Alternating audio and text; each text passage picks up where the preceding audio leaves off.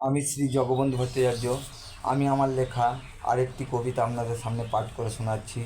যদি ভালো লাগে তাহলে লাইক এবং শেয়ার করবেন। কবিতাটির নাম দিয়েছি ঘুম। সন্ধ্যাবেলায় পড়তে গেলে আমার ভীষণ ঘুম পায়।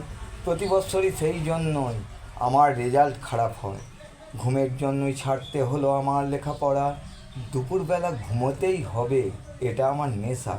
ওই সময়টা ওই জন্য আমার কাজে লাগে না মন। মনে হয় কাজটা ছেড়ে আমি ঘুমাই সারাক্ষণ। সন্ধ্যাবেলায় ঘুমানোর পর আমার রাত হয় ভোর, তখন আমি থাকি ঘুমেতে বেঘোর। ঘুমানোর পর রাতের বেলায় আমি স্বপ্ন দেখি কত। পৃথিবীতে কোথাও শান্তি নেই শান্ত ঘুমের মতো। ঘুমের সময় কেউ বিরক্ত করলে আমার রাগ হয় খুব। তখন মনে হয় হারিয়ে ফেললাম আমার মনের যত সুখ। ঘুম শরীরের ক্লান্তি মেটায়, স্বাস্থ্য রাখে ভালো। আমি শান্তিতে যদি ঘুমোতে পারি সেদিন আমার দিনটা যায় ভালো। অশান্তিতে ঘুম হয় না ভালো, যদি মনে থাকে চিন্তা, তখন সারাটা দিন ঝিমিয়ে থাকে আমার এই মনটা। তাই ঈশ্বরের কাছে প্রার্থনা করি, তোমাদের কাছে আর আমার কিছুই চাওয়ার নয়। সারাটা দিন কাজের পর আমি যেন শান্তিতে ঘুমোতে পাই।